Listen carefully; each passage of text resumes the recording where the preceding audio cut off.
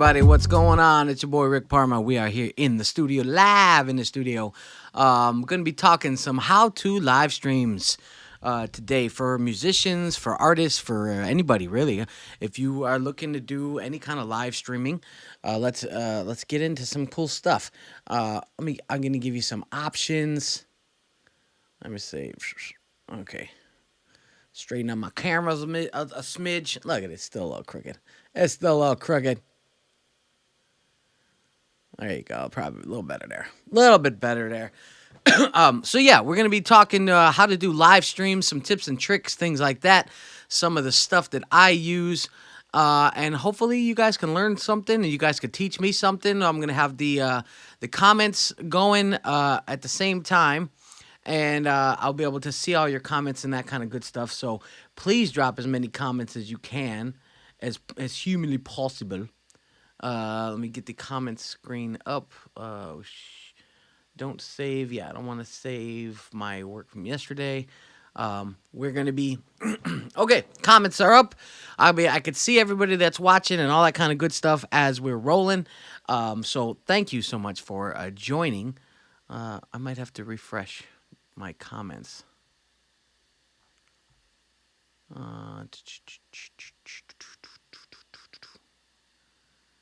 Let's see.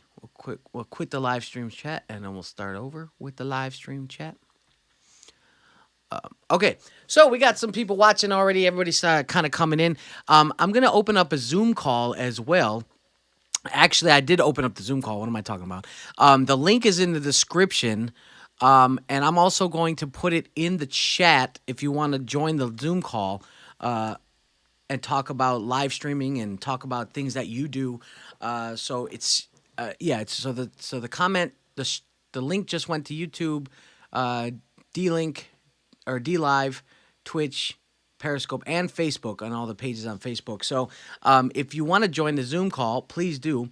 We're going to open up that. We're going to talk about live streaming, how to live stream, what you could do to live stream. I'd like to adjust this in particular for my live stream. Give me 1 second. Give me 1 second. Nah, we'll do it later. All I was going to say is when I get long live streams, the chat is, the text is kind of big, and it kind of overblows the screen a little bit. But that is not a big deal.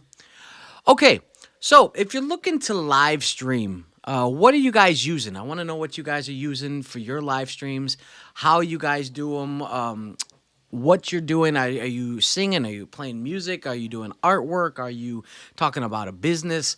Obviously, you know who I am. I'm a singer saxophone player, so majority of my stuff is music.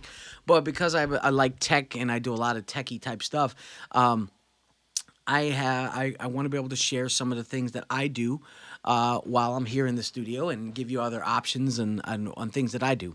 The way that I do my live stream, I do two different ways. I use Vimeo to broadcast out to multiple streams when I'm live on a location. And I'm doing that because of my Mevo cameras, which I'm going to show you right here. Actually, I'll pull up their website and you guys could see it on the website.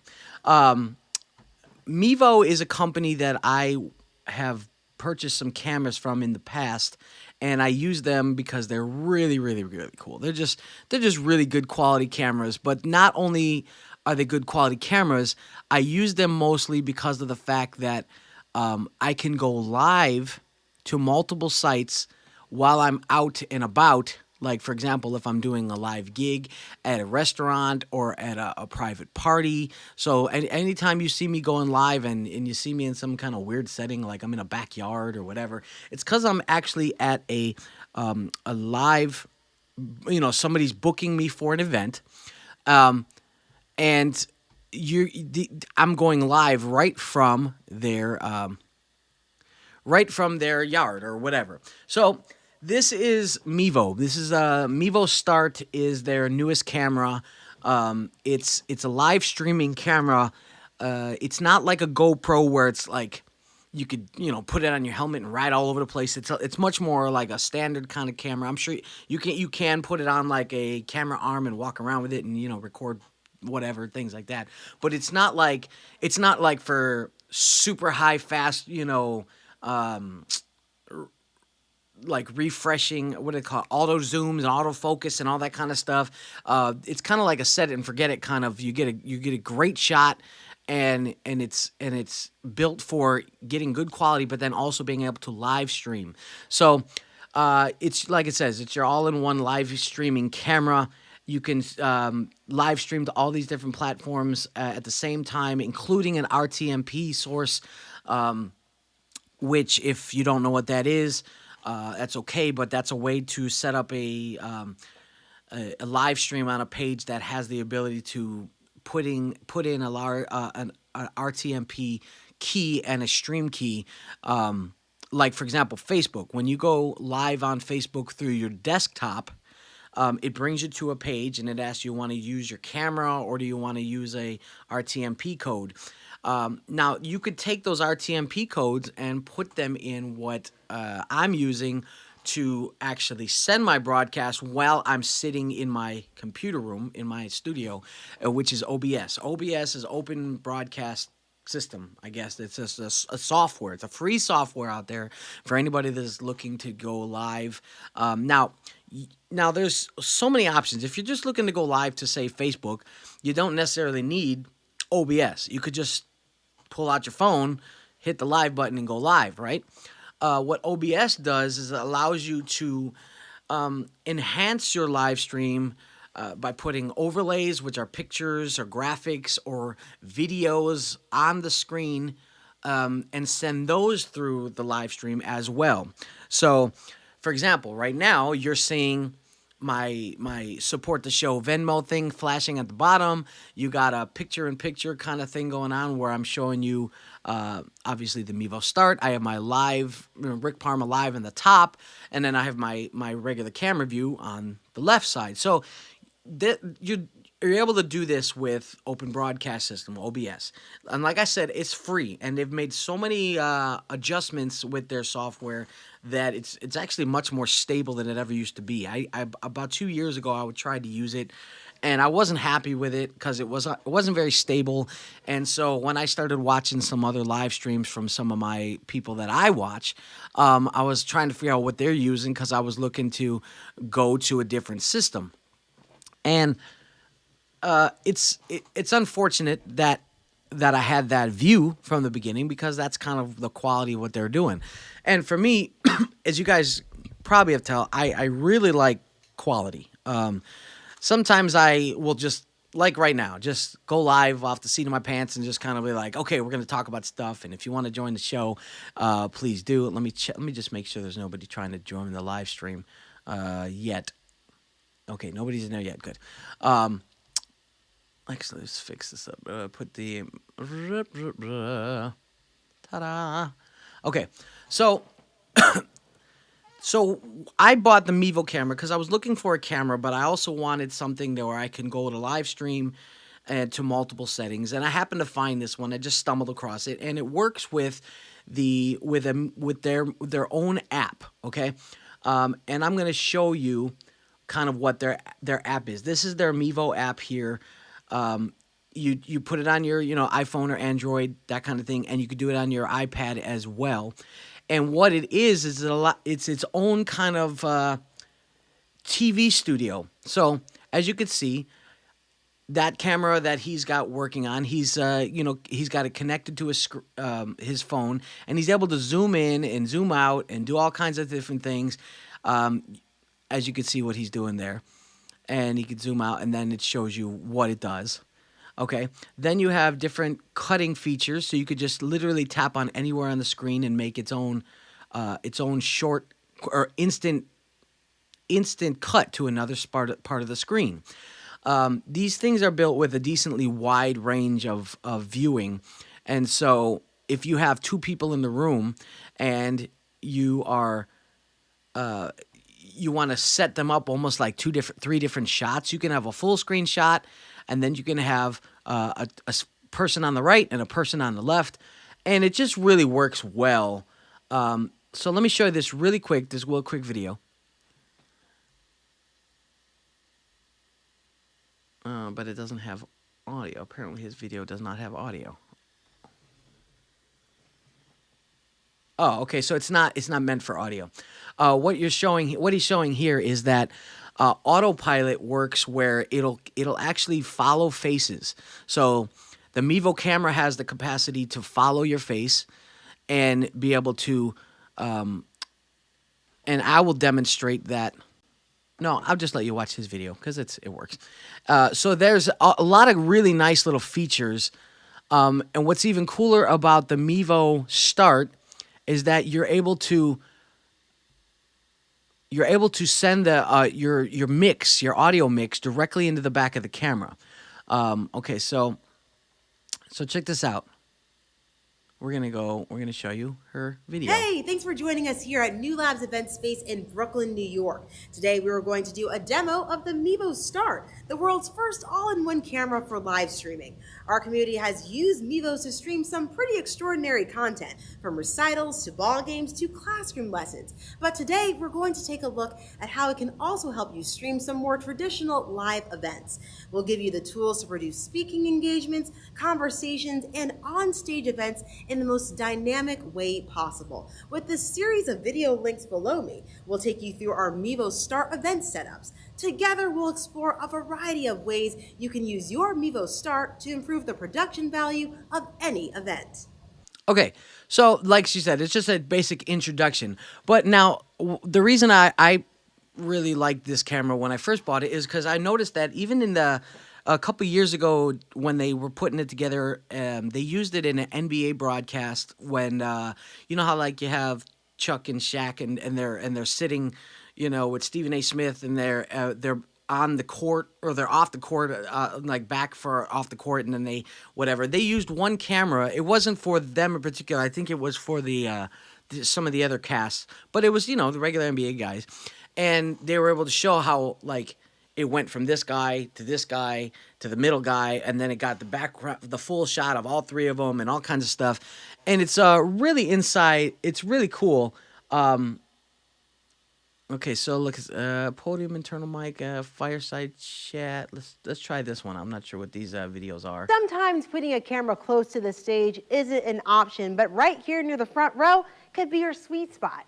And because of the camera's size and mobility, you can maintain this prime real estate without being a distraction to others. That's what I like. At this distance, we have the perfect audio solution, the Mevo Mic app. Download the free app and connect a microphone to it. I'm currently using the Mic app with a professional lavalier plugged in, but you can use almost anything, including Bluetooth headsets like AirPods. The Mic app sends my audio to the Mevo Start, where you can select it as an audio source. With this free tool, you can hear me clearly no matter where I go. And while I'm moving, we're also going to enable an incredible feature, live follow. So as I pace and give this keynote to a captive audience, you'll notice the Mevo Start is doing all the work of keeping me in frame. And now that's from a good 15 feet away. Below, be sure to watch how you can stream great content. See how it follows her? That's all in one little camera. So it's really nice little feature. The camera has a lot of different stuff that you could do. Now, I'm not saying you should buy this camera or whatever, but I'm just saying that if you're looking to live stream from multiple places, like say you're a musician and you want to live stream from your gig at a cafe or a restaurant or a venue or whatever, you set this camera up, you set your phone up to it. Very simple. It's very easy to use, and then and that's it. I mean, that's really all there is to it. It's very simple. Now the camera is $399, so which is not bad, which is very comparable to any other digital cameras out there, DSLRs, GoPros, things like that. And now they have them able to where you can actually connect them directly into your computer and make them webcams, which is how I was able to connect 3 of them into my computer, and I have multiple different angles, which I'll show you right here real quick. This is my Mevo directly in front of me. This one is my one over here. Yeah, blah. And then this one is my camera over here. And then this one happens to be just a simple little Logitech webcam that I just decided to put on there just because it's not even facing me. Face me.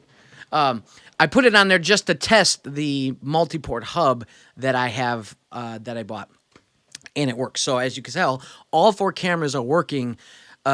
Live stream into one computer into OBS. Now, I've searched the internet all over the place, and I found nowhere where they showed how to put multiple USB-based cameras into a live stream. And I was like really actually disappointed because that's what I was searching for.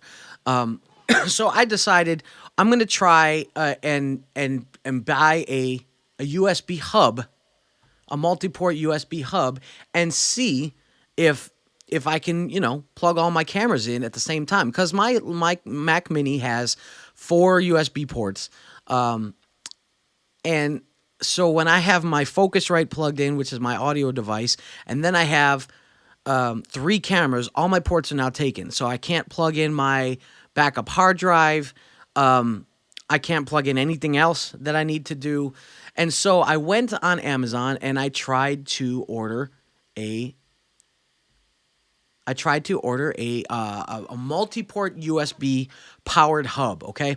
I'm going to show you now which one that I ordered.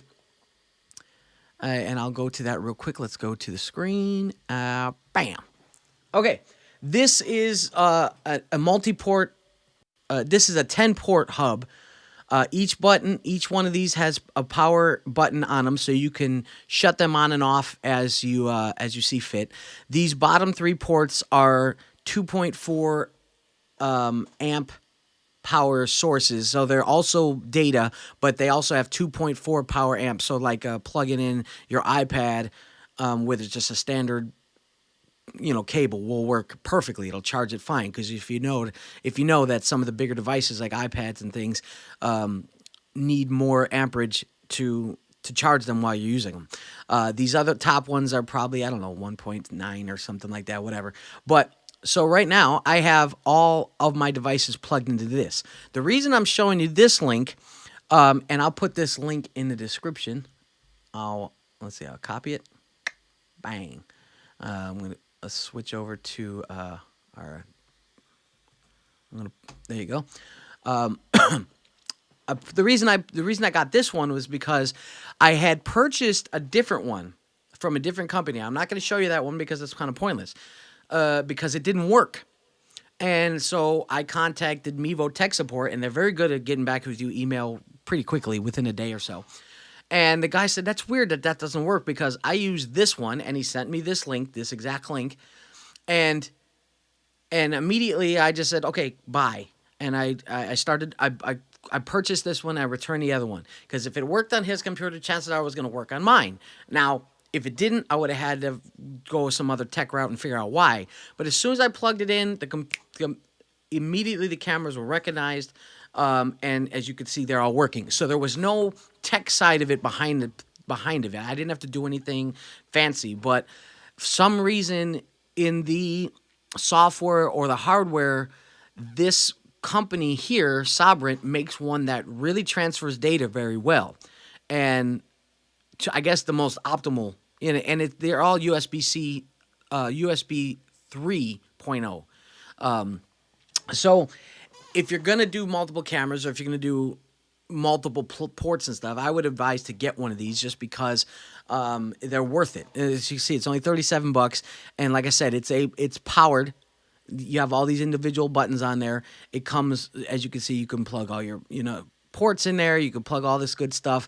As you can see right there, it says smart 2.4 amp ports. The bottom 3 are 2.4 amps. And so you can plug a lot of stuff in all at once and be able to kind of ease the port space on your computer. So the cool thing about this is that when you're trying to, I could literally do 2 or 3 more cameras, and they'll all work, because OBS has made it to where you could put in multiple ports as long as you have them, and have no real lag time at all, because it's it just works fantastic. So That's the Mevo camera, and that's the USB hub that I use. I'm also gonna go over some other stuff. Let me see. I'm gonna kind of share with you guys a lot of things that I use. Camera arms, and let me see. I think this is the camera arms. Da da da da da da da da da da da. We'll do copy because it wanted to open up on a different page.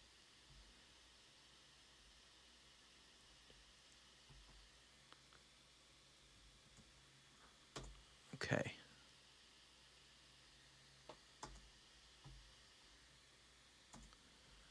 Hello. Okay, we'll just go through my orders. It's just easier.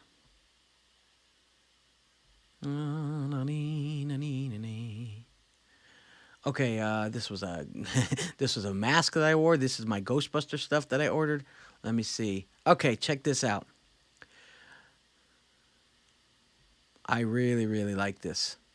These are it's an 11-inch magic arm, chrome lives articulating magic friction arm, adjustable with hot shoe mount. I don't know what all this stuff means. But it's built for any type of camera, any type of mounting thing for cameras, lights. It comes with all these little adapters in here to work with all kinds of stuff.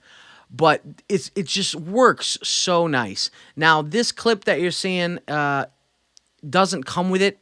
I'm gonna put that link up of where to get that, because I also purchased these as well. But as you could see, he's got this thing connected into a camera, and then over on the top, he's got a video display. There's so many options with this. You can hook it to a pole here, and then it comes down and grabs onto a camera. The thing I love about this is the way this thing works is the knob in the middle controls the tightening of the entire arm. So as soon as you loosen up that arm, the entire thing just goes limp. Just completely goes limp. So you could just extend it to where you need it to be, and then as soon as you tighten it, it locks the entire arm in place. That's what I thought was the most genius part about it. When I didn't know that's how it worked when I bought it, but I wanted to try it. And the thing I love about Amazon is that you could just send crap back like immediately, which is so nice. I just go to my local Kohl's and drop it off and all that kind of stuff. But anyway, that's what I love about this arm. So I'm going to show it to you how it works with, I'm going to turn camera 1 towards camera 2. And I'm going to show you how it works. So right now this is locked in place. As soon as I loosen this, the whole thing just goes limp, right? So now I'm going to adjust it up. And there's little pivots in there. And as soon as I tighten it, watch. As soon as I tighten it, bam. So simple. So, literally, bam. Lock it in place. Now camera 2 is looking right at camera 1. Oh, he's spying on you. So anyway, but that is how simple it works. So and look at the price. Let me go back to that. $15. $15. If you ain't got $15, then you're not working hard enough. Get yourself one of these incredible arms. It's got one of these little flat things. So if you're trying to hook it onto a camera that has one of those inserts, it will do that as well. I'm gonna put the link for this real quick in the comments. Bang. I see there's a few people watching. Please put a comment. I'd love to see who you are and what your any questions that you might have, and things that you do, because I'm interested in just basically getting stuff that always optimizes what I'm doing. So now this is the clip that I bought. These clips are so nice. I'm gonna be honest. This is one of the nicest C clamps I've ever bought in my life. Most people would probably be like, dude, you're like a total tech nerd. Yeah, and I pretty much am. But this C clamp is the smoothest like piece of sheer mechanical like genius. I've never seen something work so smooth. I don't even want to take my cameras off because they're that awesome. As soon as you spin this thing, it's like butter. I mean, it moves so smooth. As soon as you spin that, this mouth opens and closes. Now, because of the way it's designed, this opens extremely wide. Okay, and on the back here, you have a 1/4 inch port, and at the bottom, when you have a 3/8 inch port for different types of mounting. And so the way, so what you do is okay. Okay, so here's the picture here. It opens up wide. Let me open this one up. As you see, it can grab onto pretty much kind of anything. It grab on. I mean, this guy's got a flashlight. It's hooked onto a desk.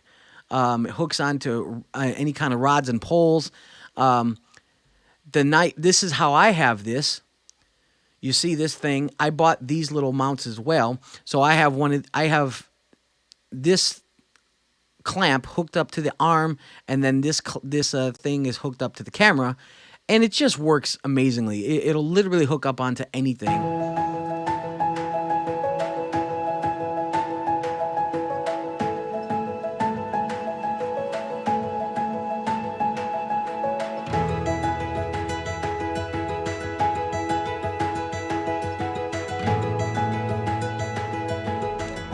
And as soon as you tighten it, it's tight. I mean, it holds solid.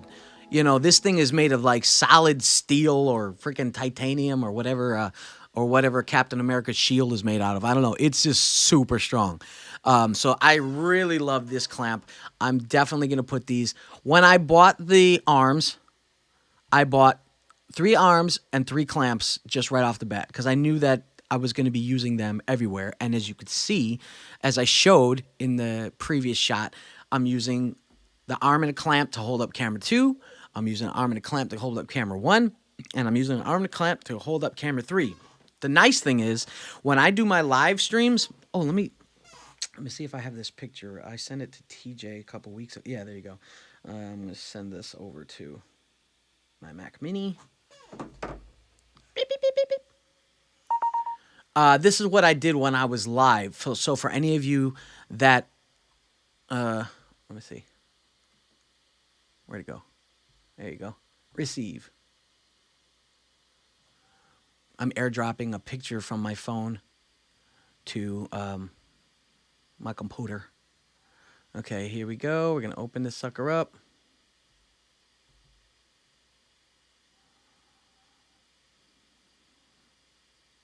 It's the one thing that's so weird. When you take a picture on your iPhone, it does it as a .heic file. Okay, so check this out. I'm going to put this full screen so you can see. This is what my setup is when I'm doing my live stream at anywhere, really. I have this. I'm going to use my mouse. This platform here is just you could buy this at like Sam Ash or something. I bought it about a year or two ago, and I bought it actually from my desk. I clipped this to my mic stand, and then I clip this arm. As you can see, it's clipped to right to my mic stand, goes out and holds the camera right in front of me. So so basically, because these things are so easy to use, I literally, when I take this right off of my desk, I just unscrew it here, and it's holding the camera. And just because I unclip it here, the arm is still solid. It's in one. It doesn't loosen up until you loosen that up. So I just grab it right off my desk, bring it with me in the car, and then clamp it right to my thing, right to my mic stand, as you could see, and boom. I mean, it's set. The picture is amazing. Well, that was a picture from my phone. But then, as you could see, this cord here is going into the back of the Mevo. That is the audio that comes from my mixer down here. So, very simple, extremely smooth, extremely easy to use. And now I'm sharing this stuff with you guys because, thank you, Nishan. I appreciate that. This is the link. I'm posting the link right now for the clamp itself. But I'm telling you, you don't have to do the things that I'm doing because you can do your own thing. But what I'm saying is that the stuff that I use because I'm such a tech nut, and because I hate using things that are just not quality, right? I'm I like I said, I've bought things and returned them, and then I get certain things and then I hold them for life. The this mic my mic stand here, I'll show you. That mic stand over there, the tall one. I've had that mic stand now for 20 years. 20 years I've had that mic stand. Why? Because I went to a website that has parts for mic stands, speaker stands, things like that. My speaker stands I've had since I moved here, which is more than 10 years ago.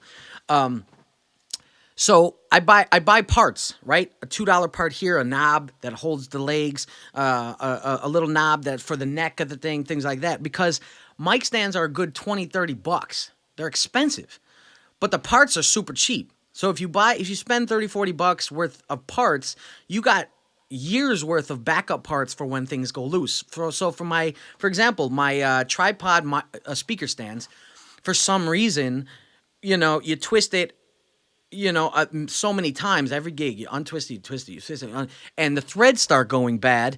And so instead of replacing the whole speaker stand for 40 bucks, I'm just replacing a $2 piece.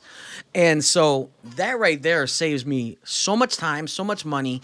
I literally keep the parts with my gear when I'm doing gigs. So if I have a if I'm at a gig and for some reason the thing just strips because the threads just go bad over time, I just go to the bag and pop out a new one. And then I have backups here in the studio, because usually it's not something that's like, oh my gosh, it's stripped and I can't possibly do the gig. You know what I mean? So I usually just keep most of the stuff at the house.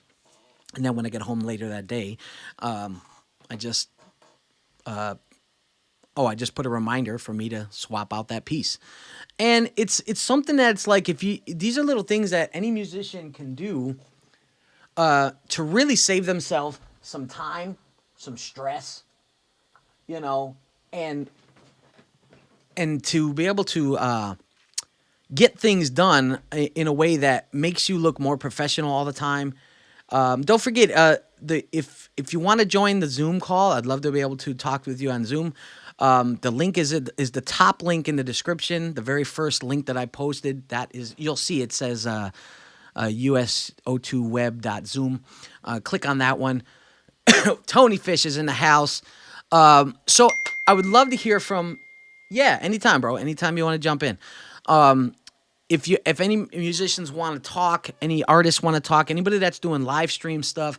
I ran into some musicians the other day that are good friends of mine, and I said, hey, have you seen my live streams in the thing? And one guy was like, dude, it's really cool. Like, you do it really, and I was blown away by his reaction to it, and that he really liked what I was doing. Now it's just this, as you can see.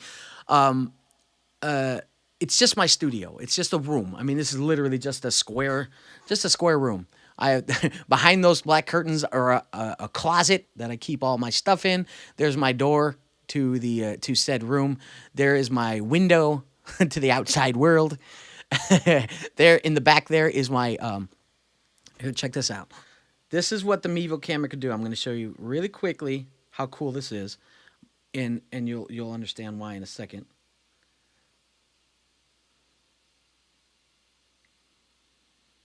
Searching for Wi-Fi. Camera 1. Okay, so here's the Mevo app. I'm about to connect to my camera 1 just so I can do this. Bam. That Michael Jackson, it's a record that was cut into the face of Michael Jackson. And it was given to me by a friend of mine who really awesome. But I put that up on my wall. That's one of the few pieces of like artwork that I have on my wall, aside from my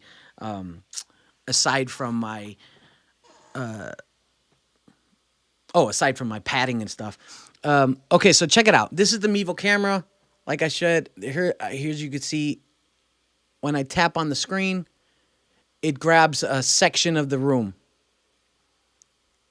So I'm going to slide it by myself. Bam, there's my camera. This is how really easily it works. It's got color settings and brightness settings and white balance settings and all that kind of stuff. You could set the angle to be wider or more narrow, things like that. You could do fisheye lens. There's a lot of different cool things involved. Let me see if Tony is in. Oh no! Whenever he gets in, he'll get in. But like I said, that's the Zoom link. If anybody wants to join, Nashawn, if you want to jump on, it'd be kind of cool to have a couple people talking about ways they do stuff. So those are the cameras. Those are the clips that I use. That's the USB hub that I use. Now I want to get into real quickly how I do my audio. This is massively key. This is probably the most important thing for musicians in particular to do their live streams with like super ease. You just have to buy a piece of gear, but there's something that you'll be using on a regular basis. I'm going to go to focusrite.com and we are going to, I'll put the overlay on the screen. Focusrite. I'm going to click on interfaces, USB interfaces, Scarlett. Okay. These are the different Focusrite units. The reason and now there's a lot of great units out there, but the reason that I'm going to talk about this in particular, there's something that these interfaces do, the Focusrite interfaces do that most interfaces do not do, and they're huge. Okay, so we got the Scarlett Solo, the Scarlett 2i2, the 4i4, the 8i6. They're just showing you different amount of inputs, outputs, things like that. But these are what they call the third generation ones. Okay, so there was a first generation, second generation. These are the third generations. Oh, TJ's in. Okay, cool. And the cool thing about these is they have this feature called loop back. Okay.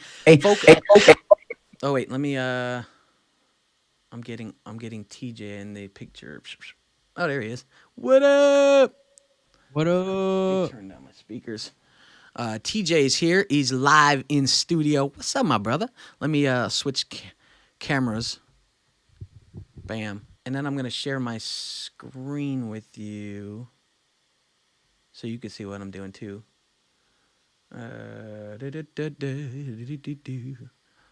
Okay, share computer. No, I don't want to share computer. Share screen. Oh yeah, share computer sound. Optimize screen for video clip. Okay, cool. Share. Can you, TJ? Can you see the screen? Um,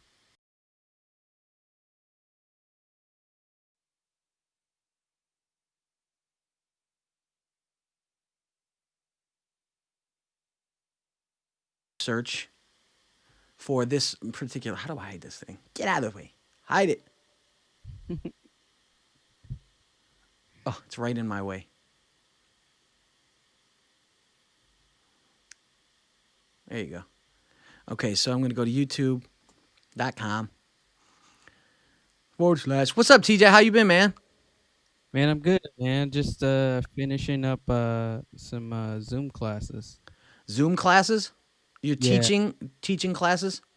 yeah, teaching. Yeah. So I just finished my last class for the day Okay. at Jordan. I'm sorry, at Renaissance Performing Arts High School. Focusrite. I'm trying to spell this right. Scarlett. Focusrite. Loopback. Focusrite is really great. I have the 2i2. I think Two I have I two do do do do do do do do. Oh, sorry. I Okay. think I have the second generation 2i2 before they put the loopback feature in there. All right. So check this out, guys. I want to show you. Here's a video for you on why this is important. As soon as it loads up, I got like 9 million things going. Plus, as I'm sharing this. If playback, restart your device. No, I'm not going to restart my device.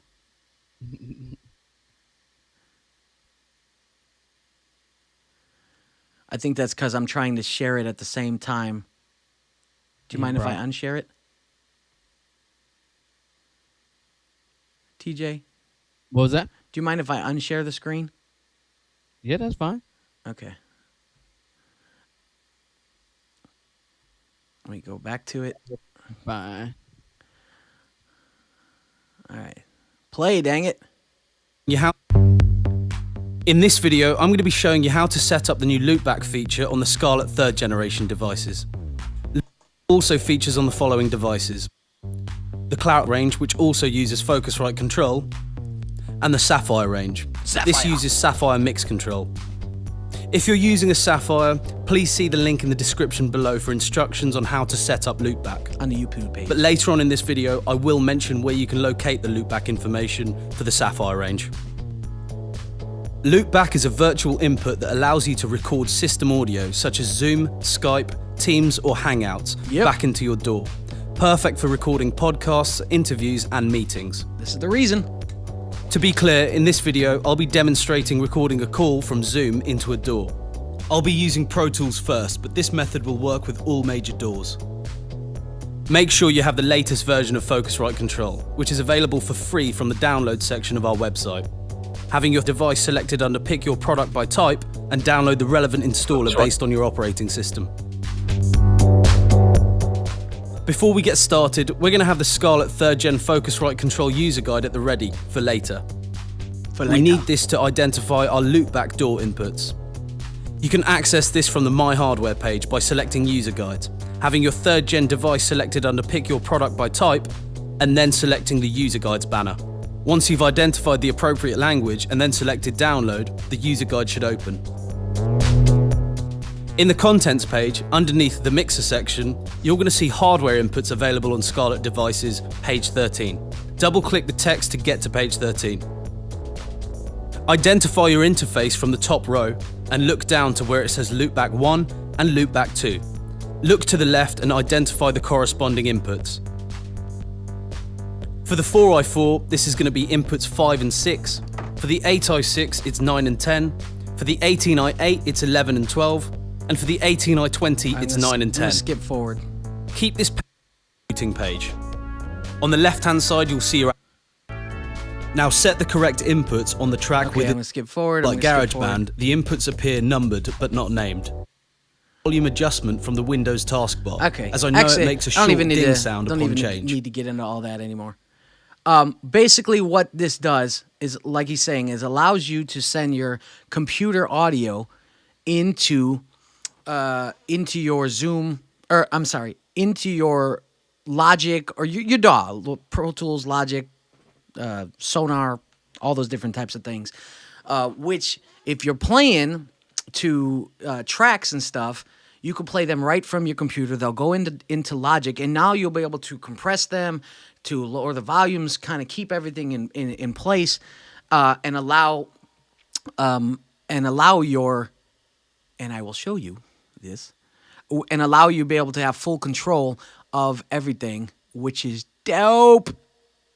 Yeah, it makes a huge difference. Like even especially teaching my students, over the internet, not everybody has the greatest like listening back system. So just to have that quality sound coming straight from your computer, for instance, when we did the MIA clinic the other day, that was clean audio that came straight from a digital audio workstation, which allowed us to create a great presentation.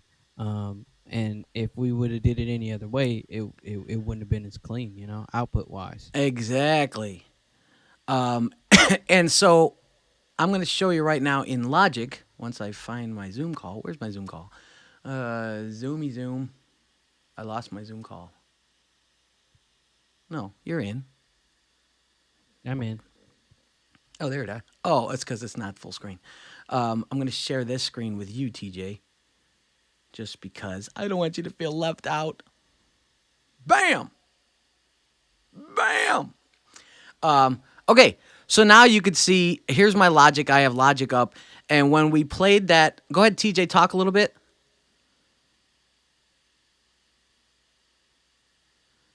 Oh, for some reason the audio is not going through. I can't hear TJ.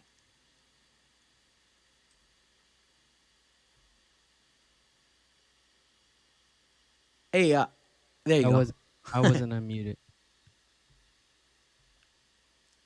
Go ahead. Talk a little bit.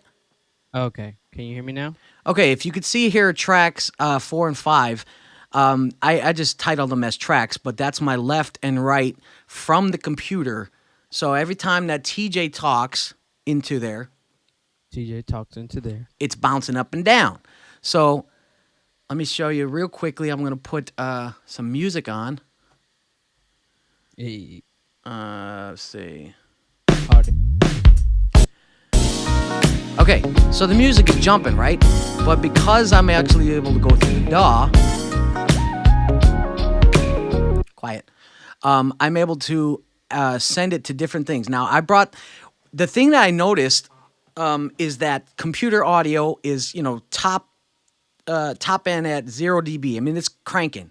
It's like perfect. So anything that comes across is going to be really pushed. So when I wanted to get it into my live stream for music purposes, I actually put these gain reductions on both tracks. I dropped them down 20 dB for on both left and right channels. But then I also was able to add a compressor to each of them. Now I'm just touching it. I'm not putting a lot. I'm only doing this because a lot of tracks are not mixed. Most tracks are not mixed the same, and that some tracks are a little louder than others, and but this kind of just makes sure that everything is pretty much even, you know. So that's the nice thing about doing that. But also because I'm lowering the dB, I can when I do my actual vocal mics and stuff, I don't have to crank everything to match that output.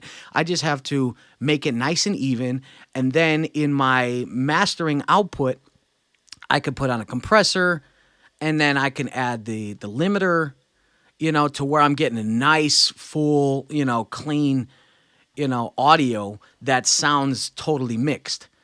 And then, but the cool stuff is that I can, because we're going through our DAW, I can go in and add all my effects. So when I'm singing and everything, I can add all my effects and all that kind of cool stuff. So that's the reason why this particular Focusrite device is key. Where's TJ? I lost you again, TJ. I'm here. Where the heck? Oh, it's because I'm sharing the screen. Duh. Yeah. Yeah, Zoom is So weird like that. Yeah. But this is like essential information because, you know, these small things like that sometimes people kind of take for granted or that they don't kind of dive into, um like they make a world of a difference. I mm-hmm. get people, hit me up, when I doing my Zoom calls. They're like, man, Mr. Fisher, your setup, or, man, how did you do this? How did you do? And I'm like, dude, like you just have to literally just take the time to study all that stuff and to just do it one time. And then once you do it one time, it it like changes it forever. You don't want to do it different. It does, and you know what's crazy? That the other day when I did a live stream from the back of the room where I was playing live. First of all, it was a nightmare. Running all the cables and running everything that way was a nightmare. But I noticed that my audio settings were not. That's when I noticed about that I had to do the 20 dB drop on the music, because I was having to crank my vocals and my sax so much to match the music that it just wasn't sounding as good as it could. So right now, as my voice is as clear as a bell, my sax is as clear as a bell. I did a quick live stream yesterday, and it just sounded amazing. But you are on your drums. Are you set up? Are you running your audio? No, actually, I have like I am trying to reroute my audio. So, um, I'm using my Notepad 12 effects. So it's a really great mixer to be able to utilize Oh yeah. for the purpose of the live streaming.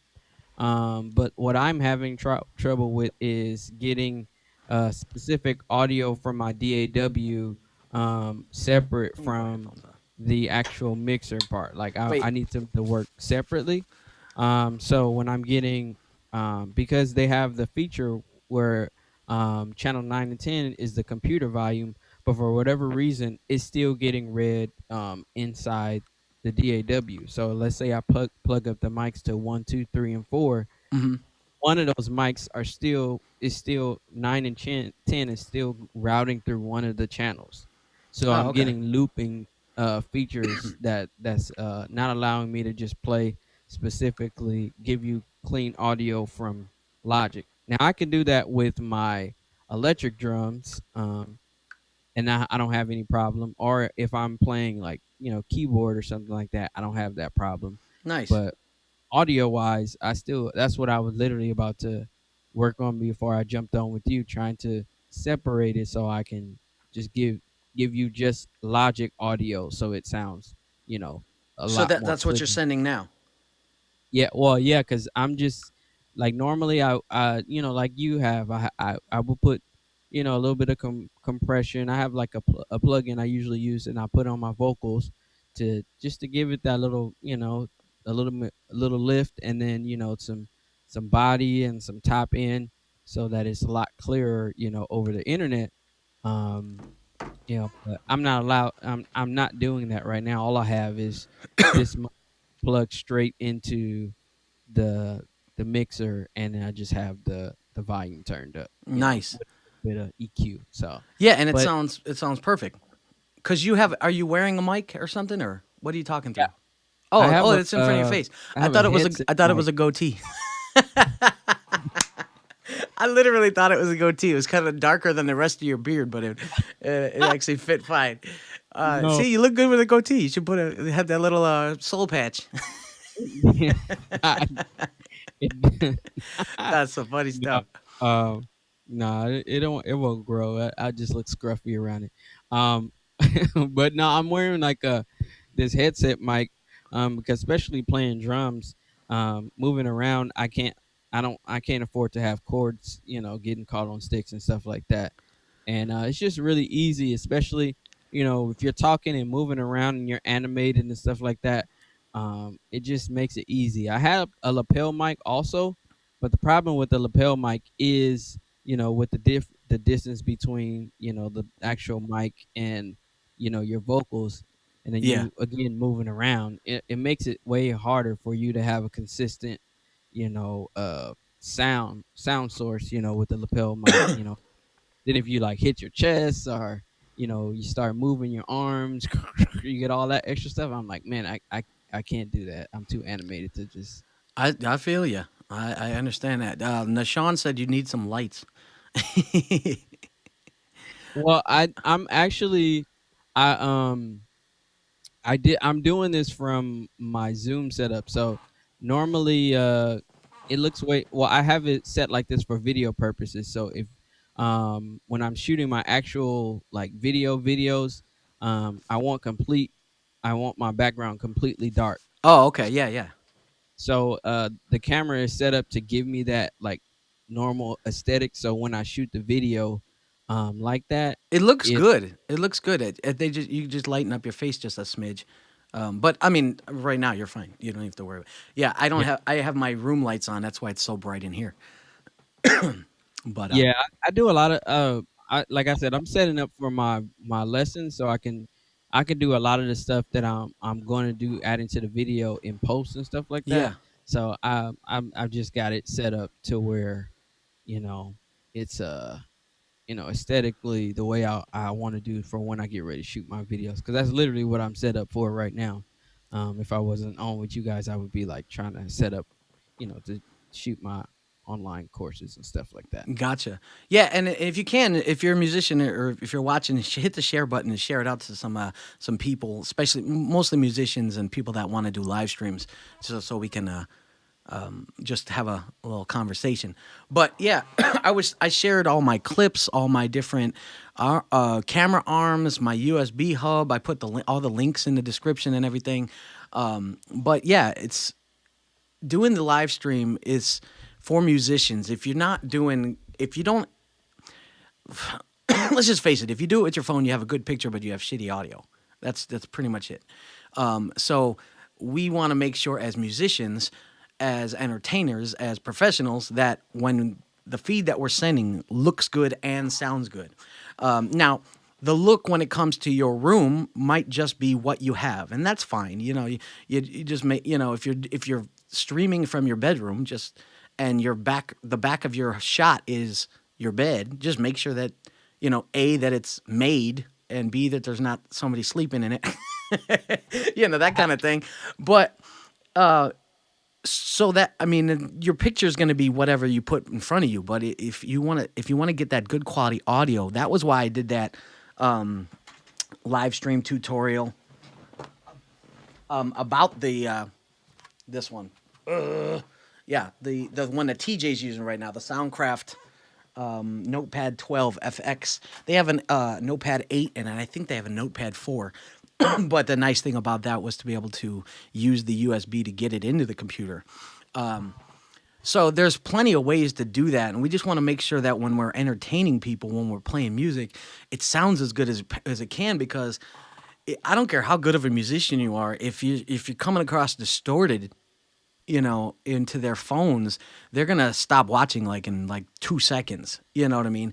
And we don't want that. We want to be able to capture somebody's attention as long as they possibly can, and do it in a way that where they're like, wow, this is kind of like watching TV. With my broadcast, people have done that. They'll be like, dude, I had a party with some people, and you were doing a live stream from your gig that I was doing a gig, and she's like, we put you on the big screen. And I was like, oh, cool. So they had to deal with like happy birthday songs and things like that. But I was like, that's just actually really cool that, somebody was able to do that. And because I was sending good quality audio, even from a live gig, being able to send that mix right into the Mevo cameras was huge. So I want to show you guys something that somebody sent me. This is one of my fans. They sent me, these are music. Here, I'm going to put it on this camera since I'm here. Music note napkins. Sent me some music note napkins.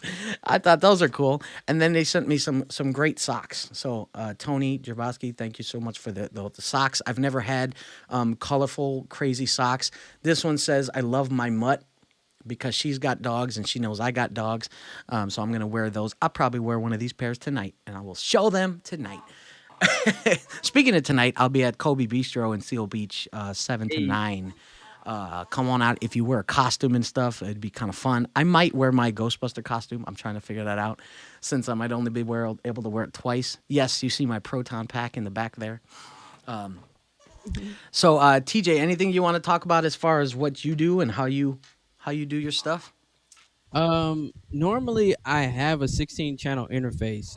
So my channel, my interface right now, the power is not working, so it's not turning on. But normally I'll do, especially if I'm doing drums, I'll do a full 16 channels, or I mean, I'm sorry, not a full 16 channels, but I'll do a full, miking everything, bass, drums, snare, toms, all that stuff. And then I'll do my bus to there, and I'll put my EQs and all that stuff. Same stuff that you do. Yeah. Um, I normally run, a bigger, type of thing like this. And the only reason I'm not doing that is mainly because I have this for the ease of use, and because I kind of have no choice. Keep it. But yeah, like same process, because it makes a huge It difference. does. On my Zoom calls, or on my, my goal when I set up my live stream things is, I like to set it and forget it. Like, I don't want to come in and have to Yeah. redo that. So I have a lot of templates of stuff that I do, and I'll create a template, and then once I create that template, it's not hard for me to go back to that template because I've already preset it.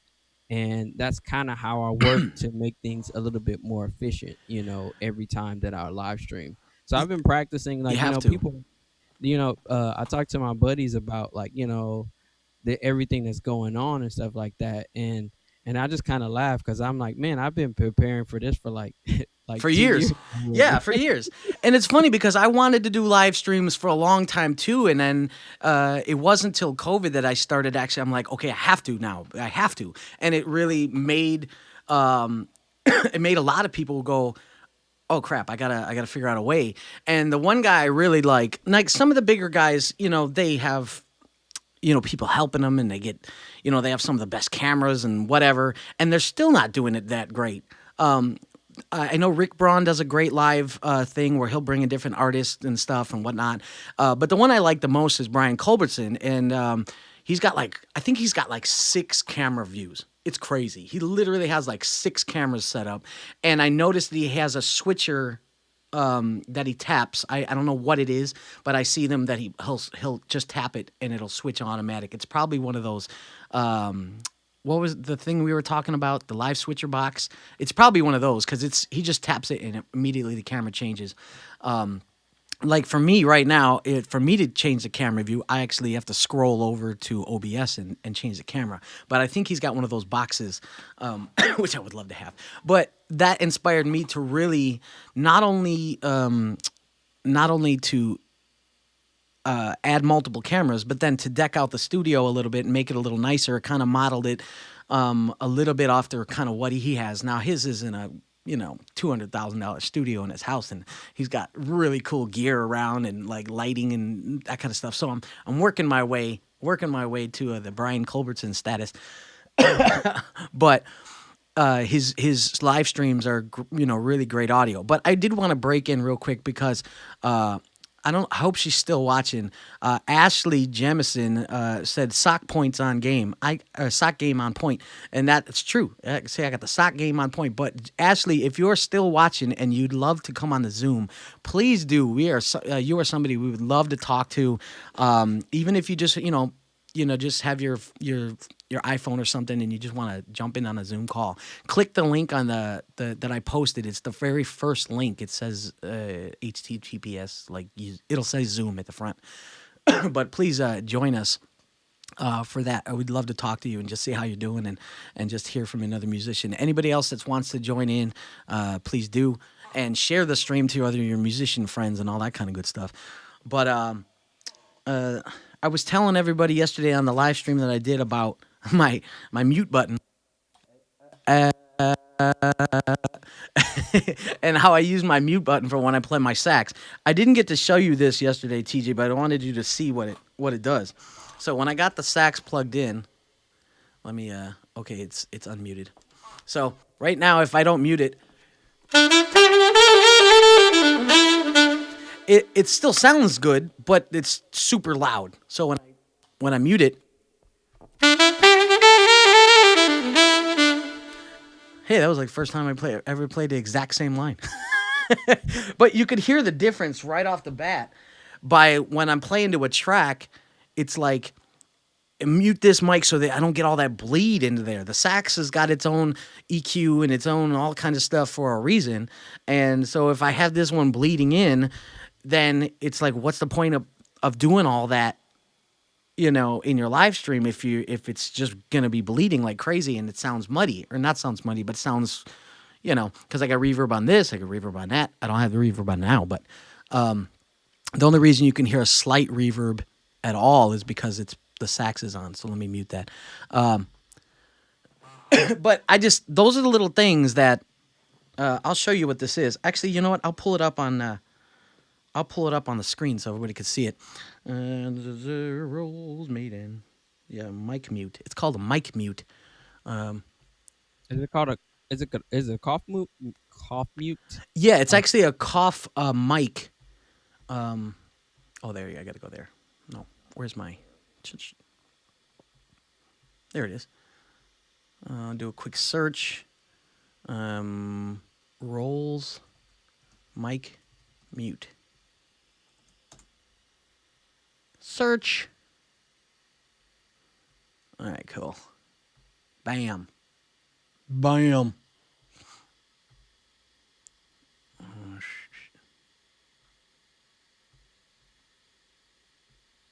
Dude, I'm digging this share screen stuff. So this is the Rolls mic mute. It's for coughing. Uh, normally, when somebody's doing a radio show, they'll have one of these types of things on their desk. So while they're talking, if they feel the urge to cough, they just tap it, cough, and then let it go. As you can see on the screen here, it's got TJ. You can see the screen, right? Yeah. Okay, so it's got an internal switch, push to mute or push to talk. So there's a little switch on the left side here. So basically, you plug your mic into it, and then you plug another mic cord into your input, and to be able to get it into the thing. Now this button is extremely soft. It's designed for them to just tap it with their finger. So you can have it right now. I have it to push to mute. So right now it's currently on, and as soon as I push it, it mutes it. So when I'm playing sax, I just hold it down with my foot because I need my hands, of course, and it just bam, it just mutes. So this is something that also that if you're a musician like a sax player, or if you're a drummer and things like that, the cough mute, yeah, that's dope. Ashley, where you at? We want to see you, girl. You better get on a Zoom call. But yeah, so if you're doing a live stream and you have your vocal mic and you have your sax mic, or even because like I'm one of a very few singers that are singing and then playing sax. So but even if you're talking, you don't want that mic being bleeding into your sound while you're playing. This will work for that. If that's all you're going to do is talk, then you would set it to push to talk and leave it muted all the time. So you're playing your sax, you're doing your thing, it sounds great. And then when you want to talk to everybody, you just tap on the button, it'll unmute the mic, and you could be able to talk to everybody that way. And then it prevents all that whatchamacallit, bleeding of the mics and all those kind of crazy things that will affect that. This is another way that makes your my Wi-Fi been in and out all day. I know how it is. Remember when we did this COVID thing, when COVID first started, my Wi-Fi was brutal. And I think a lot of people that were watching my regular everyday show were like feeling for me, because I had to cut live shows every day, like early, because it would just kick out on me. And Spectrum finally got their act together, which is now why my Wi-Fi is excellent. So I was telling everybody, TJ, that when the 5G thing starts rolling around pretty well, I'm going to get myself a 5G router so that I can take multiple cameras, all my Mevo cameras. I could take them to a location, set them up, and then have them connect into the 5G router. Not because they need the 5G, but my phone will need the 5G. So, but because it's a router, they'll be able to hook into the router and then talk to my phone, and I'll be sending the broadcast through my phone. So I'll be able to have cameras, 5, 10, 15, 20 feet away, and they'll be able to connect into the router because the signal strength will be good. Right. Do you have those Mevo cameras are really great. How much you pay for those? The Mevos are $399. The $399 for the start and the plus. Now the plus, like I said, that's their older one, which I have to put on OfferUp or something, try to sell it, get a couple $100 for it, and then get another start, because I just like the starts better. But there is a difference in the picture. The quality, or just the way that it functions? The quality. All the functions are pretty much exactly the same, except for physical functions like being able to plug direct sound audio. You can't do that on the plus. You could only do that on the start, which is here. I'll show you. Here, no, that's this one. Okay. See, I there's a port right here, a 3.5-inch port, like a headphone jack, that I could send my audio from my mixer right into the camera itself. And I could live stream? Say again. Is that what you do when you live stream? When I do my live stream here, no, because I'm using my focus rate and everything. When you're out. But what? Say again. When you're out, like. Yeah. I showed a picture earlier. Let me pull that up again. Sorry, I'm late to the party. No, that's okay. This is kind of fun. This is the one I sent you from my live gig. What Where's it at? Oh, there it is. I love this Zoom thing. You could share everything. So as you can see, there's a cord. There's a cord running into the back, and that is going directly to the mixer that I have over here. So the output that I'm hearing is exactly what the output that the live stream is getting. So as long as I know that it sounds good to me where I'm at, it's gonna sound good in the live stream, and that just makes like a huge difference. Okay, Oh, so- you know one thing that I want to bring up as a tip too. I'm not doing it right now. I should have been doing it, but I haven't had to do it lately because I have a big monitor to the left of me. But there's this app called Duet on iPad. And what Duet allows you to do is it allows you to use your iPad as a separate monitor. oh, nice. So so essentially, like my camera's here, my monitor is to the left of me. I What I just use usually do is I'll have a long enough cord to go into my iPad, and I'll set my iPad, and I'll do this as a separate to mirror the monitor to the left of me, so that I could like look directly into the camera and not have to keep looking back and forth like that. So if you guys, I think the app is maybe about $20 or something like that. It's called Duet. It's really great. It just saves me a bunch of trouble, and sometimes even not even live streaming, just having a separate screen. I put it next to my iPad, and I got like a dual screen type of thing going That's cool. on. It's really dope. Yeah, you know what? It was crazy when the last OS came out for Mac. They made it possible to be able to just easily share your screen. You put an iPad as a second screen, but only for newer freaking computers. That was Yeah, the problem. exactly. I was like, come on. So yeah. As So long as you I'd have to app, get that app. That'd be cool. Is it an app you put on the computer and then yeah, then you download it to your computer, and then you also download it to your Oh, iPad. okay. And then once you turn it on your computer, I believe there's a function that you could do it wirelessly, but I Nice. think it's maybe like a potentially a paid function. But I just I have like I think I maybe play at most $20, and then like literally I just plug the cable in, it recognizes it, Like a and USB. yeah, not USB, like my regular iPad cable. Oh, okay. Yeah, just plug it in, and it like it works fine. It's a whole separate monitor. Sometimes I have to start it like I have to like restart the app, just for it because it configures itself. But it Cool. looks great. It's a really great tip. Really great thing to do. Hey, what up, What's Ash? up? Ashley Hey, Jemison in the house, dude. saxophonist extraordinaire. Woo! How you What's been? up, guys? How you been? Man, I've been good. I've Yeah. been real good. I can't complain. Now, during this COVID time, didn't you get married? Well, technically, yes. Legally, yes. We haven't had like an official, like Yeah. formal wedding yet, but yes. You didn't have the drive-by wedding? You That's awesome. know how that goes.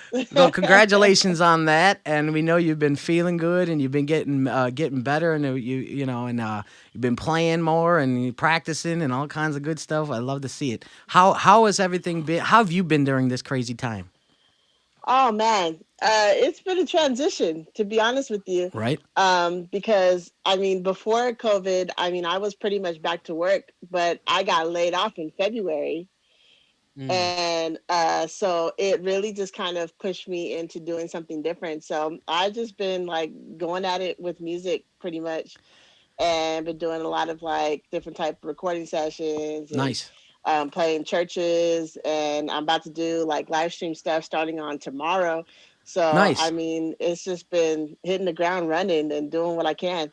Well, and see, that was the reason why I even did this, and I plan on doing this a few times, is because I'm a techie nerd, and TJ's a techie nerd too, but we're also musicians first, and so I want to make sure that I can share my ideas and how I do my live streams and why the audio is good, why the people are always popping in me like, dude, it sounds awesome. And I'm like, that's because I do it right, and so that was why I wanted to share some of that. you can't. You're a little bit late to the party, but all the links that I've posted are to like different gear that I use, whether it's a camera arm or a C clamp or or the type of cameras, things like that. So if you want to check those out, I'm not like they're not like affiliate links or anything. They're just links. That's just what I use. But Yeah. I anything that tips or tricks or whatever that you need to help your live stream go good, just hit me up. Let me know. I'll be happy to help you out. And if I you ever wanted, appreciate it. if anybody ever wanted to do a live stream from the studio, we can always do that as well. But somebody else called me up and said, "Hey, can you help me set up my live stream?" We were doing she was paying somebody to go over to their place and do a live stream. She's a preacher, and so I was like, "Well, I could just help you set up your own live stream from Yeah. your house." And she was like, "Oh my goodness!" So I'll be having them go there next week and have to help them tweak up their stuff. But I went up there the first time. Their only issue was their Wi-Fi.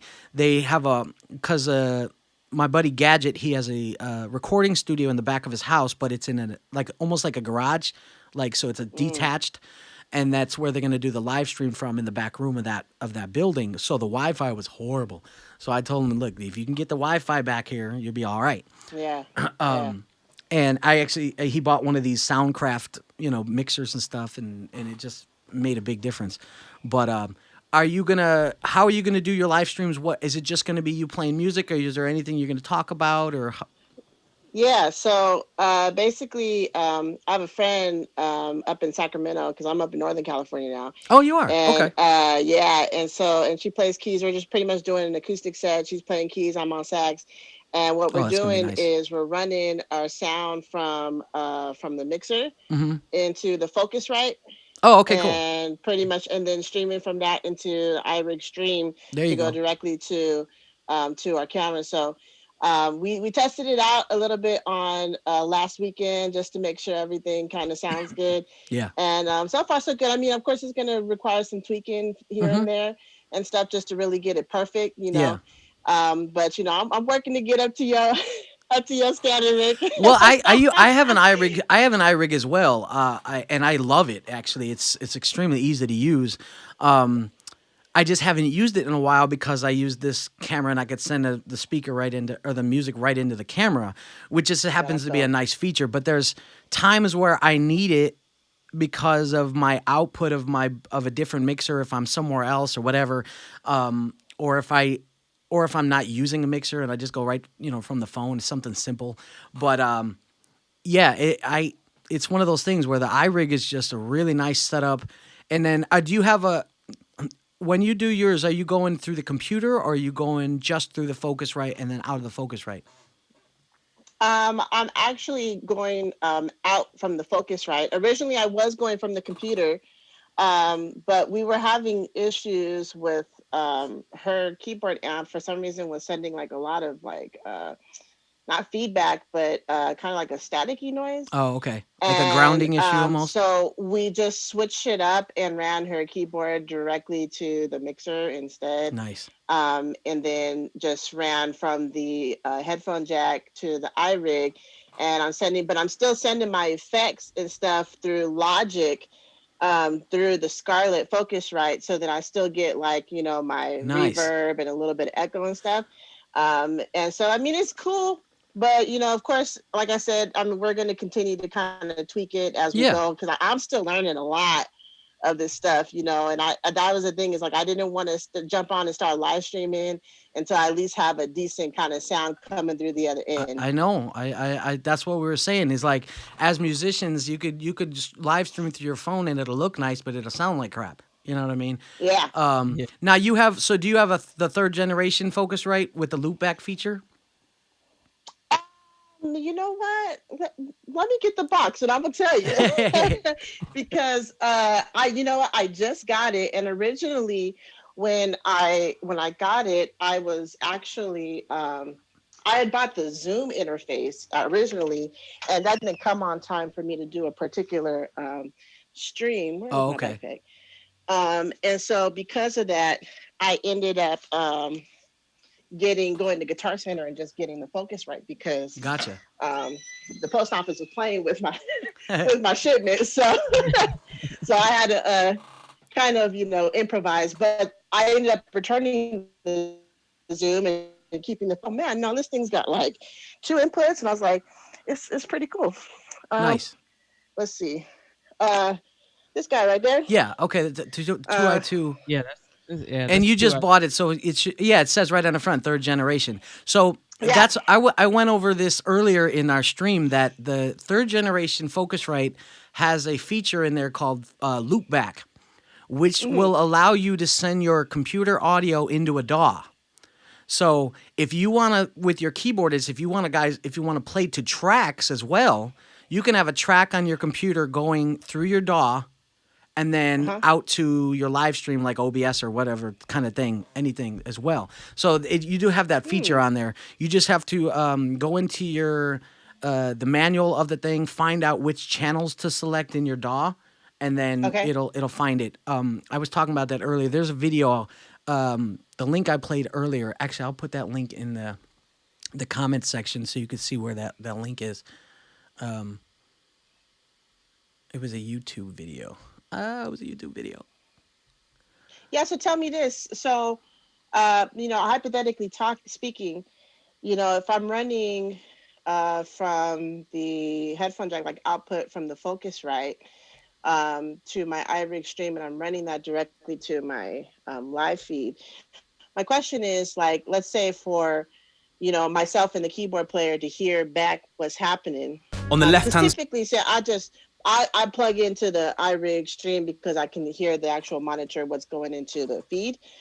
But I guess I could just use like a splitter for both of us to hear the audio, or is there an easier way to do that? For you to hear the audio from the Focusrite. Yeah, so let's say like you were mentioning the loop feature, right? Where you can play like say to a track. So you got a keyboard in there, you got the track playing from the laptop, and then you got sax going, right?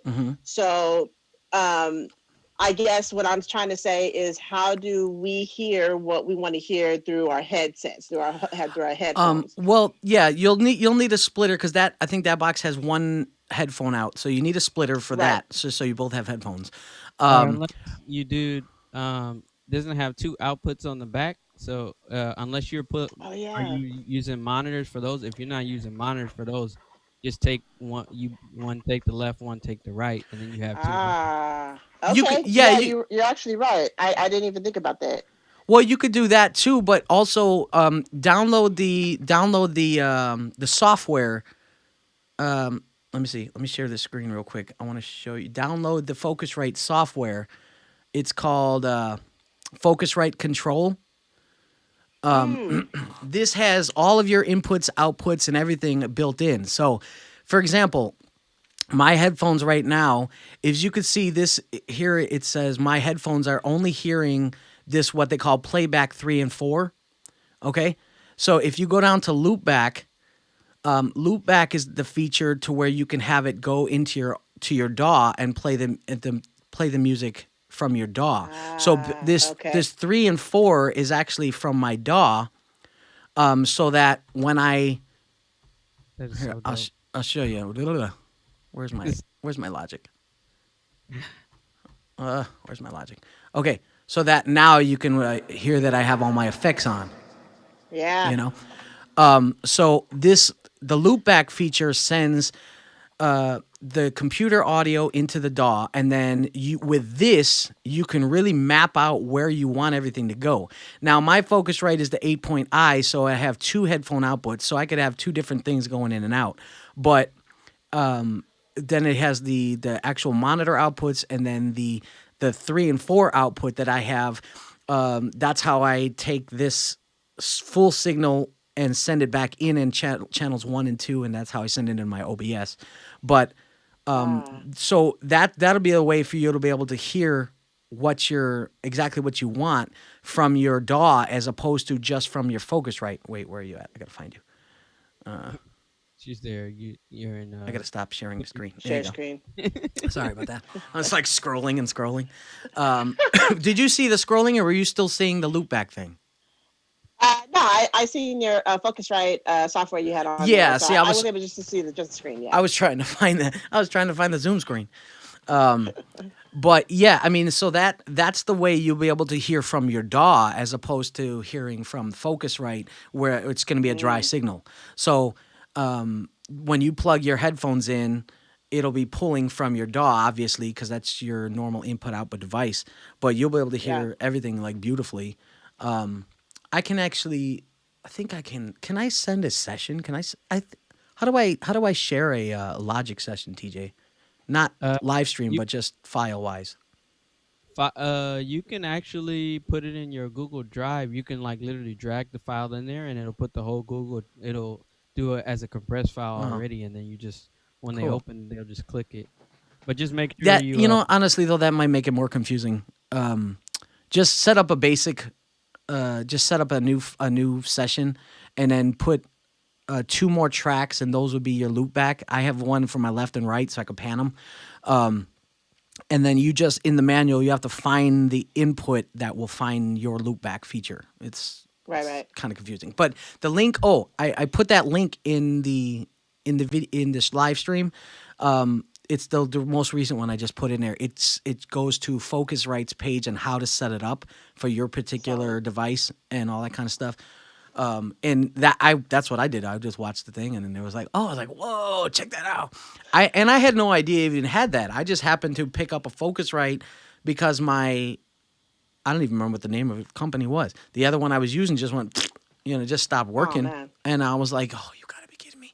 So yeah, and then I got lucky with the Focusrite loopback feature, and I was like, whoa, because that was what I was doing. I was searching the internet, searching YouTube on how to get my computer audio into Logic, and I just happened to randomly find their channel with their about loopback and how it's new and how it's something that they designed, and I was like, you got to be kidding me! It's in there the whole time.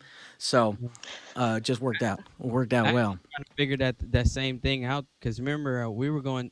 I was using OBS and I was using I was trying to find. I was like using Soundflower and all this stuff because I Mm-hmm. was trying to route my logic through there, and I was Yep. like, dude, this is head wrecking because I can't figure out like how to get my audio from Logic just to OBS so I can Yeah. get like high quality audio for my stream. And I was like, oh, It's a pain and in the butt. Yeah.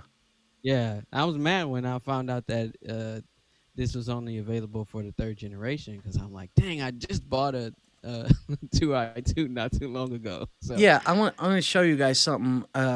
I did a video like I'm trying to figure out when it was. It was like 2 years ago, and it was literally, me trying to figure out how to do the audio and blah blah blah, all this kind of stuff. Let me find my channel. I got to go to old. It's an old video. I got so many people hitting me up about that dang video, and I don't even use that setup anymore. So that's why I'm doing these new live streams and kind of showing you what I'm doing now. I mean, there's a million different ways to do it, but this is the way I did it, and I just thought I'm going to share how I did it and kind of go from there. But this video was from, man, where was it at?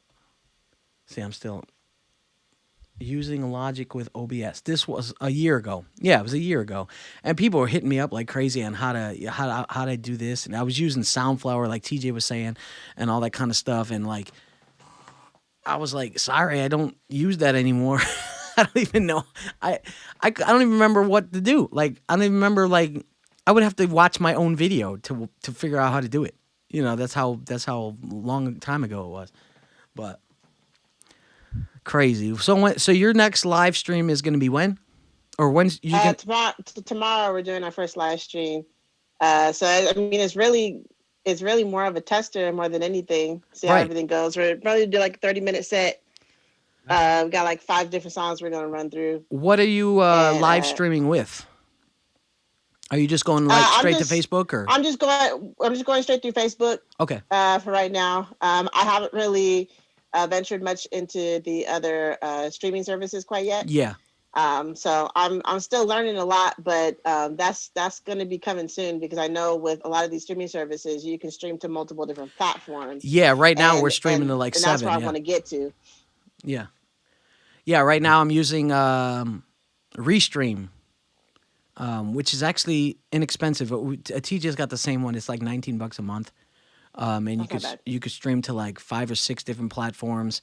YouTube, Periscope. I'm on D Live, um, and then my personal Facebook page and my You do YouTube? regular my band page and YouTube. Yeah, Okay. yeah. So it's like $20 a month, and it was like, okay, that'll work. And I think actually the free one has it to where you could do all those anyway, except for your band page on Facebook. Oh, So okay. I believe with the free service, you can go to YouTube and your personal page on Facebook, and also like D Live and stuff like that. But I wanted to get it to my band page as well, which is where most of my fans are at. Um, Even though they cap you off at what, like 5,000 or something. So 5,000. yeah, Yep. I mean, not that I have that on there. I'm trying to build up there. What, I got like 1,500 people. I'm like, come on, I know I've played in front of more than 1,500 people. But that's another thing, is I've always wanted to do live streams and get on the internet, but I was so bad at it. I'm a techie guy, but I was never like marketing guy. You know what I mean? Yeah. And that's why I like doing these little musician talks, is because, and I think we should do more of these, because then we could bounce ideas off each other on how to. I mean, I think in like, oh, and I was gonna say, put your whatever page you're gonna be streaming to tomorrow. If you want, put that in a link, just for any Solid. other people that watch this on the replay, they might see it. That kind of stuff. I know once I put, most people are used to watching my music live stream. So when I put one of these tech videos, it's like I get like 5 people watching, which is fine, because I only want people that are interested in watching what we're talking about. Hang algorithm. Right. Yeah. Yeah. So, yeah, put that in there. But a So, lot of people go back and watch them later. yeah, That's the thing we kind of have to remember with these live streams. People aren't always available at the time that you're airing it, but a lot of people do go back and watch them later on, and it's really good information for people to have, especially right now. yeah. Well, and the Yeah. other thing is that it's going to YouTube as well, and YouTube is where more people go for that kind of stuff. I don't see a lot of people searching, Facebook for how-to videos. Most people are searching, you know, and so as long as you put, how to do this or how to do that or whatever, some people will find it. I'm sure. And I only know that because how many people hit me up from my last one, a year ago. So, but I actually had somebody who hit me up about how to do that. And then when I was doing earlier in COVID, when I was doing musician interviews, he came on and did an interview because I just met him through his question, But I know when people watch these videos, they're going to be like, oh, wow, this looks really nice. And he's got the Zoom thing going, and he's got, the audio sounds good. So I don't see why people wouldn't watch it and get information. So that's why I like to share even links of stuff that I buy and whatnot and all those kind of things. So, like I said, if you need any help, let me know. Tomorrow's what? Tomorrow's the 30th. Friday. Oh, Yep. tomorrow's gonna be my first Halloween party in a long time. I'm going to just Jeez. a family Halloween party. It's mostly for the grandson, so he could see us all in costumes and stuff. I got my Ghostbuster costume. See my proton pack back there? That's my Yep. full on movie replica proton pack. So yeah, there you go. But I'm looking forward to seeing your live stream tomorrow. It's gonna be cool. And don't forget, Yeah. make sure you Cool go. beans. Make sure you go widescreen. Yeah, I mean, for sure. For sure. Very cool. I did one yesterday, a quick live stream on just how to do frame overlays, like to have a graphic on the screen. I don't know if you saw it or not, but Yeah, I seen a little bit of that. We're using Photoshop. yeah, you could really use Yeah. anything. It's just the idea of making sure that it's a transparent and it's saved as a .ping file, PNG. Then you could put it on, whatever service you're using, things like that. What'd you say, TJ? No, I was just concurring with you. I said you can put it, if it's a PNG file, you can put it on literally anything. Yeah, literally anything. So I do that in my stories. Like if I want to just put my logo in my stories, there's a quick way to do it. yeah. And I'll put it in my story. Like you can share really quick. Yeah, as soon as I get off this live stream, I'm going to create a couple for my Mevo for tonight when I'm at Kobe. And if anybody ever wants to, if you guys ever want to come out, now you're Northern California, but if any musicians out there ever want to come out and maybe just sit in on a song or so, please do. I only have a sax and I only have a vocal mic, so if you're a keyboardist, don't expect me to have a keyboard. you know, but the other cool thing with the Mevo is that I can actually put graphics in there as well. So if I were, let me see, I'll show you that real quickly. I just connect to this camera. Hey Rick, I'm about to run and get some lunch. I will talk to you guys later. Oh yeah, where you going? We want to go with you. And in my kitchen, I got to do it before I have to pick up my daughters. Oh, gotcha. TJ's kitchen. That's what he's having for lunch. TJ's kitchen. TJ's kitchen, man. You don't even know. I got that. I forgot. I can't show you what I was going to show you because I'm using I don't have a SD card in this camera, but that's all right. But anyway, yeah. All right, bro. I appreciate it. I'm going to be cutting off in a minute anyway because I think I talked about all the stuff I needed to talk about. Well, we should do these definitely more often. That'd be kind of cool. Dude, I'm so down, man. I'm so down. You should be up. But we will definitely be tuning in to your live stream tomorrow. What time is it going to be? Just so TJ knows. It's gonna be at 6:00. I'll put everything in the link. It's literally a 30-minute session, real quick. Okay. So I'll post everything up there. Is it going to be on your personal page or your band page? Yeah. It's gonna be on my personal page. Okay, cool. I'll make sure I'm going to be at my little party, but I'll try to at least jump in and say hi. yeah, for sure. Even if you catch it later, it's cool. Oh, that's true. Let Yeah. Me know, yeah. You can let me know how everything sounds and whether I should tweak some stuff. Hey, that's all right. Well, the nice thing is that you'll hear it. I mean, you're a great musician, so as soon as you hear okay, this is too loud, this is too loud, you'll tweak it in 2 seconds, and it'll just be like, so it'll be so nice. It'd be like, it'd be like using in-ear monitors at a concert. Just as soon as you tweak it and set it to, however you like it, it's going to sound great, and then the musicianship's going to be great, and we all know that. But with what I was telling you, now you could add tracks too. You could have added tracks. Technically, like if you had an iPad and you plugged the iPad into your Focusrite 2, it just allows you to do it through your computer. And you only have the two inputs, right? No, you have inputs in the back. I do have the ones in the back for it, but there you that's go. it's their outputs, not inputs. Oh, it doesn't have extra inputs? No, but see what I'm doing is because I'm running left and right sides to both my inputs from the mixer. Oh.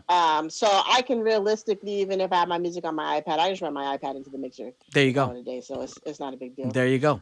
So, and that's what I do. Yeah, I run my sax mic, my vocal mic, and then my iPad into my mixer, and then output. And on my normal mixer that I use for it's just a Behringer, and I actually use the control room out so I can, lift it and. Oh, okay. But that's it. I can't wait. I'm looking forward to seeing your live stream tomorrow and just hearing you and everything and all that kind of good stuff. And then one of these days when I start doing my regular live streams, I'll have you do a live Zoom thing. Since you'll have your audio and everything set up, we could do a Zoom call into my live stream, and you can play some music from your end, and it'll sound beautiful on this end, and all that kind of stuff. Did you see the live stream that me and TJ did last week with Calvin Rogers? What? Yeah. No. Yeah, we had. How did I miss that? Oh, well, he was doing it. We were streaming it through his account, so it was going to his. It's on his Drums for Success YouTube page. Okay. He actually works with a company called MIA Drum Clinics, and so Calvin did from Chicago. He did a full 2.5 hour drum clinic, and TJ was here in studio. And he was hosting it. I was just producing it. But we did everything on OBS. We had all his graphics. We had commercials. We had, dude, it was dope. It was full on production. And I was saying earlier in this stream that and yesterday's is that I didn't use OBS back in the day because it had a lot of glitches. And also. I was using my Mac Mini from 2012. I updated the RAM when I first bought it to 16 gigabytes of RAM, and it was still good, but it was, when it came to doing live streams and stuff, it was not working that great with OBS. It was like I would drop the stream, and I was frustrated. It was working great for my, recording and things like that, But when I started doing the live streams, I'm like, you know what? I want to bump this sucker up even more. So I had the hard drive swapped out for a solid state drive, and oh Oh my yeah. gosh, it made You so gotta have the solid state, man. holy cow, my it moves like 10 million times faster. It went from like a Oh Ford yeah. Ford like Mustang to like a Ferrari. Like it was, it was It's like moving butter, fast baby. already, but now like boom, yeah. And so it runs really good. So I'm extremely happy with the free OBS service.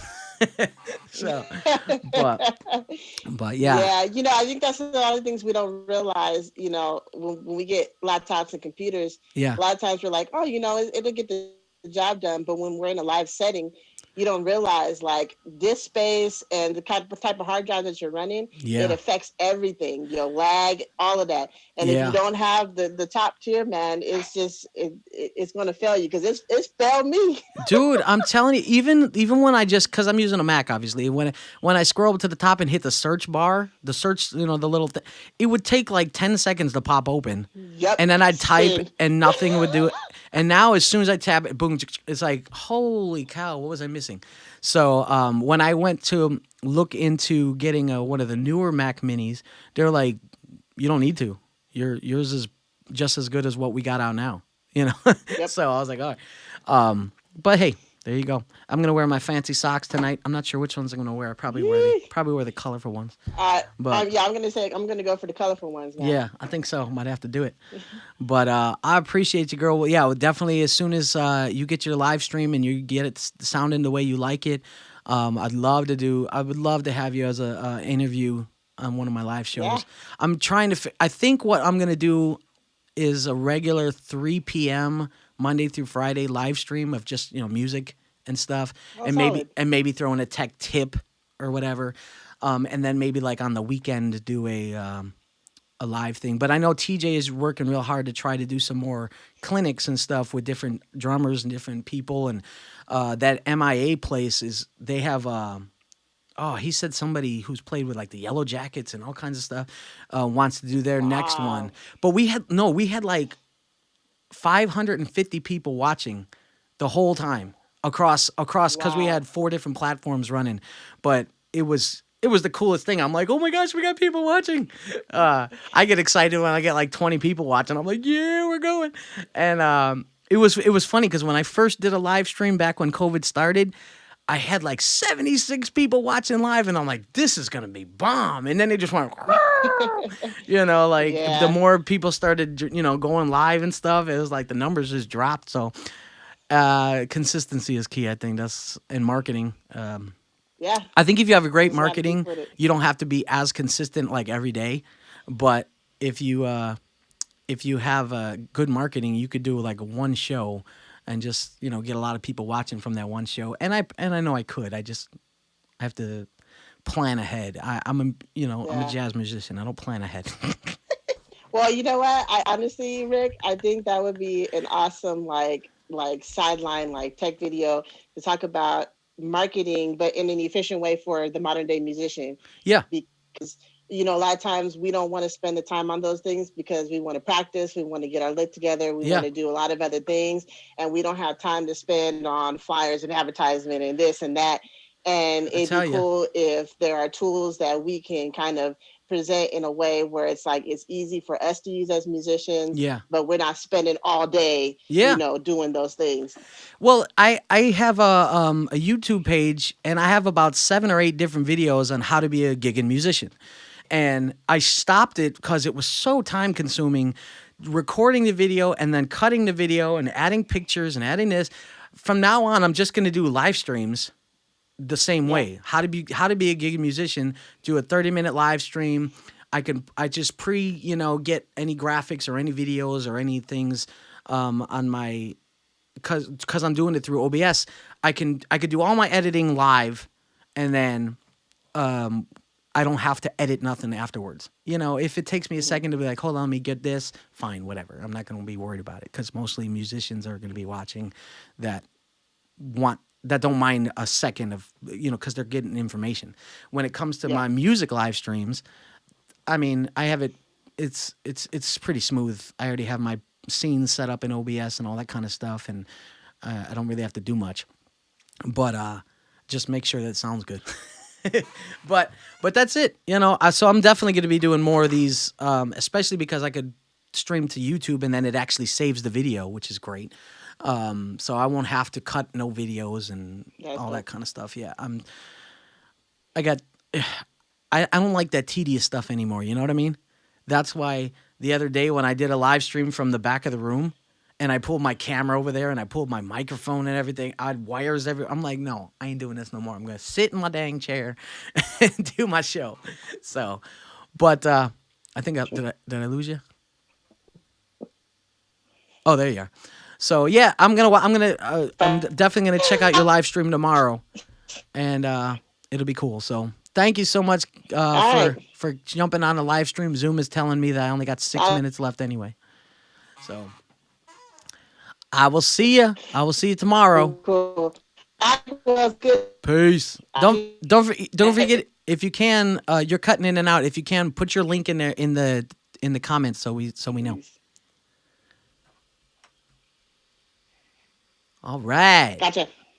Bye, Ashley. Bye.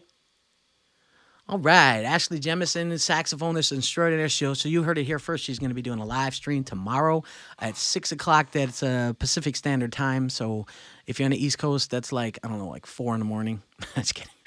That's 9 o'clock Eastern. So I'm definitely want to watch if I don't get to watch it live, I want to check out the replay because I'm excited about hearing the quality and seeing the video and all that kind of stuff, because that's what this live stream is all about, is the tech side of things. But I appreciate everybody. Thank you so much for watching the live stream. We'll do some more. Like I said, I'm going to be doing more how-to videos, shorter ones in the future.